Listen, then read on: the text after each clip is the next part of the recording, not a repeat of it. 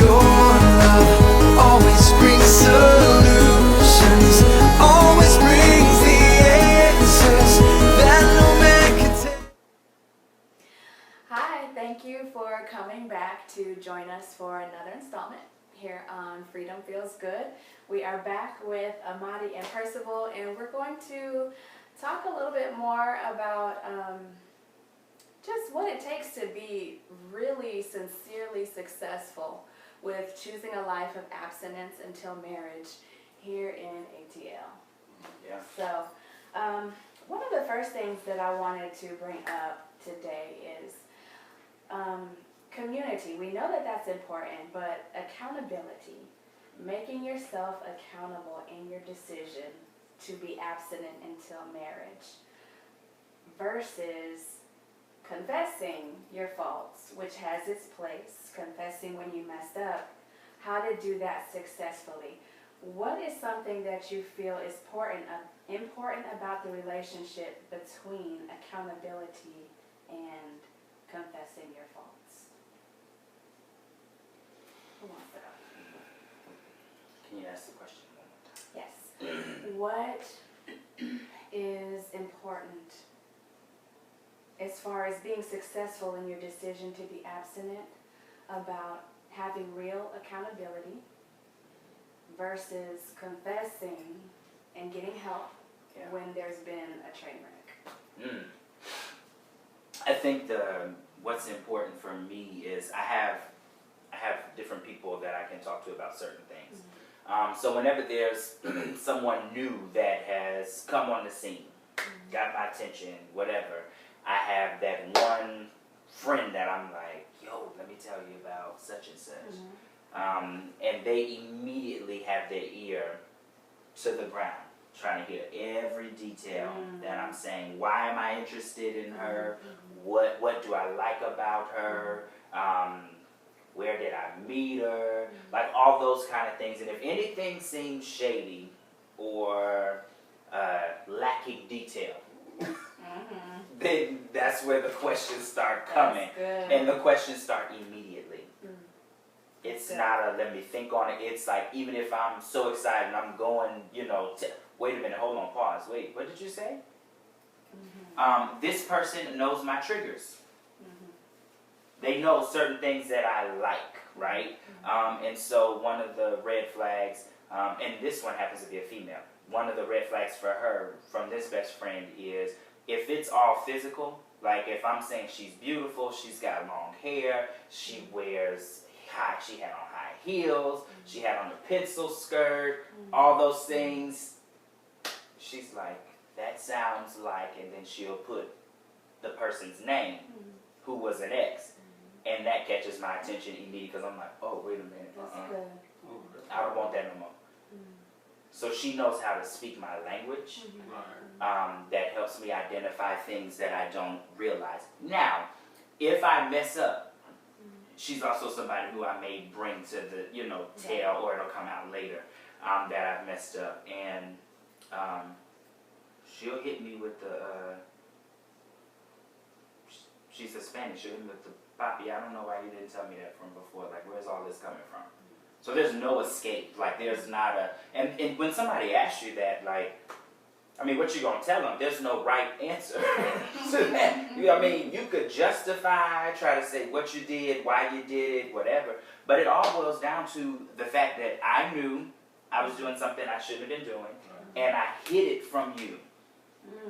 So now because we have relationship and community, then the question comes up, well, then why are you hiding stuff from me? Like, I've never judged you, and you've never judged me. This is a judge-free zone, so why would you not feel comfortable telling me about what you were thinking or what you were struggling with? Like, that's not our norm. So having those kind of conversations help. I have a brother who I talk to that, he's constantly trying to encourage me to get out there and date, but he's always giving me nuggets about the right kind of stuff to look for. And so I appreciate accountability from both ends. Accountability to tell me what to look for, and then I appreciate accountability that is, hold on, something ain't right about that one, So it helps. I prefer accountability beforehand, because to go back and tell somebody I messed up is like a dog with their tail tucked in trouble. Right. And I don't bark. See what it was. Yeah, that's good. For me, it looks like understanding the power of sex, and look at great men in the Bible that could not overcome. You know, David saw somebody taking a bath, got him off track. Solomon had wisdom, and still got off track. And so when I go back and look at those stories, I say, Lord, those was David, a man after God, after your own heart. Solomon had all the wisest man on the earth at that time, and they still succumbed to sex, you know, outside of marriage. And so looking at that, I realized I shouldn't try to go at it alone. I'm not strong enough by myself, but there's strength in numbers. And then asking God to pick my accountability partners. And so for me, I usually tell on myself. And so I just don't believe nothing catches you by surprise. I think you just don't want to look at the elephant in the room. You know, and I think you have plenty of opportunity to do the right thing. And so for me, like you said, I'd rather tell on myself than tell on myself like, oh, look what I done did. Versus, hey, I think I may be about to do this. These are the choices I made. What are you saying? What are you seeing? And you know, it takes a lot to go there. It takes a lot, especially for a man to say, hey, I'm in a vulnerable place right now. And like you, first of all, I have dudes, and I have 2 lady friends that God had put in my life that I run stuff by. Hey, this is how I'm handling this, or this is what's going on, this is what she's saying, or, you know, what do you think? What is it that you see that I don't see? But you have to be open about it. You have, again, do you want to be kept? So if you want to be kept, then you use all the resources that God put around you. Now, if you don't want to be kept, you know, and I'm going to tell you, God will keep you, there's never a point of no return. I had a buddy when I first got married, he used to sew into me, and he was telling me how he was about to cheat on his wife. He said, some woman at the job, blah, blah, blah. Him and his wife wasn't getting along. Said, Amadi, we rented the room, got to the room, she took all her clothes off. This woman was beautiful. All her clothes are off. He said he got to his shirt, then about to unbutton his pants, and he said, God hit him like, do you really want to do this? And he looked at the woman and he said, I can't do this to my wife. Now, of course, she had some choice words for him and everything. He didn't spend his money, you know, she got high hopes and all that. But my point is that there's always a point to where you can say, no, I don't have to do this, right? And so his accountability was Holy Spirit speaking to him in that moment, and just however he heard that, because I don't know most men that would have survived that, like, but he was able to stop that. And so when I listen to a story like his, tell on yourself all the time.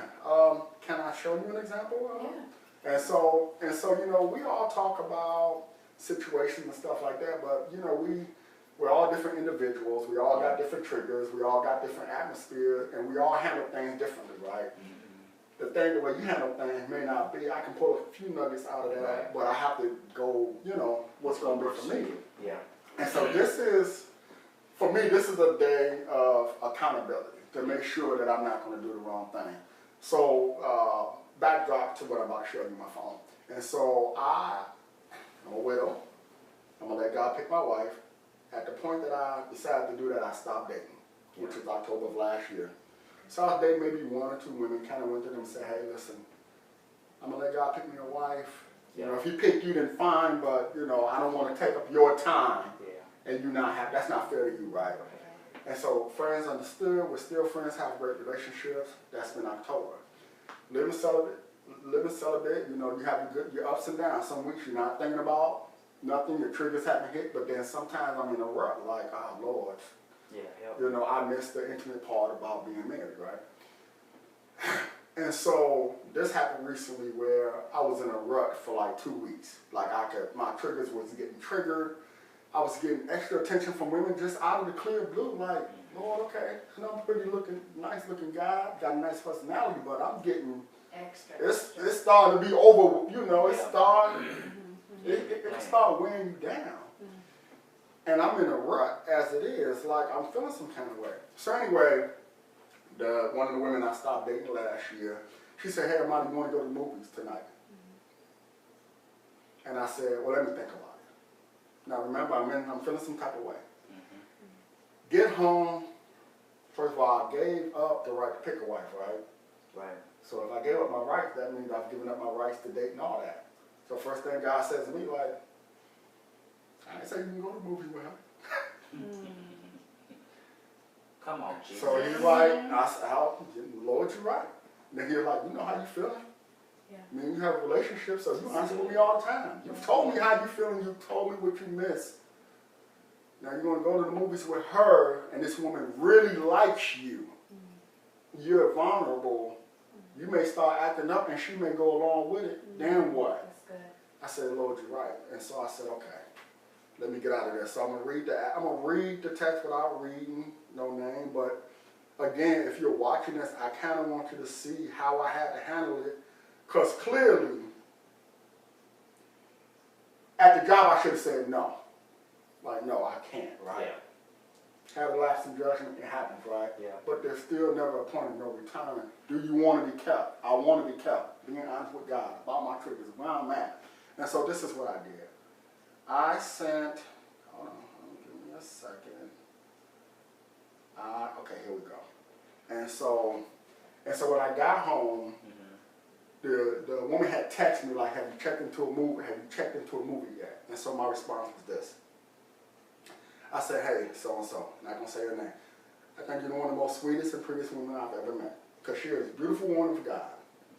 I said, I like and really care about you. From a pure place, I do. She's my sister in Christ. I want to see God's best for her. Right. It's not me, Yeah. but God has somebody for her. We've had these conversations. I said, that's why we can't go to the movies. I said, I love God and care about you too much to hurt either of you. So like you were saying in one of the videos we talked about where you said, you know, I'm in covenant with him. Right. You know, I don't want to hurt him. Yeah. Right, I know I'm going to hurt you, but I don't want to hurt him. So I said, I love God and you too much to hurt either of you. I said, I'm in a vulnerable place and miss female companionship. My loneliness causes me to think about doing things with a woman that I shouldn't until I get married. Being honest, because she needs to see a blueprint of a man who's not going to take advantage of her, right? Yeah. So I'm completely honest, letting you know as a man of God, a representative, this is how I'm feeling. I said, you are so sweet. I don't want to risk messing anything up with you or with God. I love you. Have a great weekend. And so I reached out to one of my two accountability partners, one of the females. Because being unmarried, I know where my intent can come from, but I know women are kind of emotional. And so I want to make sure when I'm handling females, I'm handling them the right way. I'm not leading nobody on. So I'll run it by one of my partners that God has picked. And so I said, hey, so-and-so, I said, this is, you know, so-and-so asked me, could we go to the movies? And this is the response I sent. They said, hey, huge step in the right direction. I'm proud of you.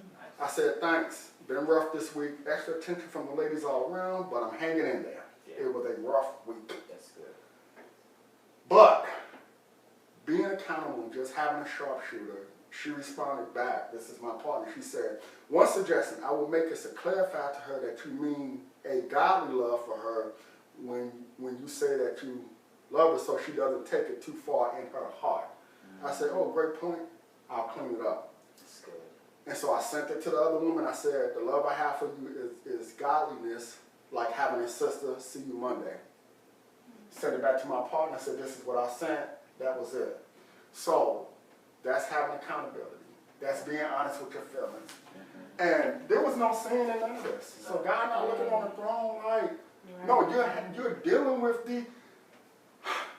if we all saying that we want to be kept, dealing with everyday situations like this, then we could be on the altar working out some other things on our heart and not the same thing like, Lord, fell again, Lord, fell again, the same thing. But again, it takes community and it takes being honest with those feelings. And I think it takes being upfront with the other person so they get an image and a blueprint. Yeah. And so when I got to work that Monday, she came up to me. She was like, "Amaya, thank you so much for not wasting my time. I appreciate you." She said, "You were straight to the point." She said, "I get it. I understand." She said, "Thank you." She said, "Most men don't do that." Come on. So now she gets a blueprint. My reputation is safe at the job. She probably gonna run her mouth, right? And other women go, "Okay, there is somebody out here that's not recklessly hurting women and stuff, right? That gives them hope, and they need to see that." And so this is where this whole community thing and accountability thing looks like in just one day. Now, I'm out on the streets every day. And I have to take each situation, whether I reach out to one of my sisters or one of my married brothers. Hey, this is what I'm feeling. You know? That's good. So it's real. But I take advantage of what the resources God put around me. According to your will is how I'm gonna pray your word when I return unto your void. What things soever I desire when I pray, believe, receive them. Have I unto thee, have I cried, even there will I bring to my holy mountain where you may be joyful when your house of prayer. Many people shall go out and say, worship God, spirit and truth. I love you, Lord, you love me too. With all my heart, all my soul, all my mind, I worship you, worship God.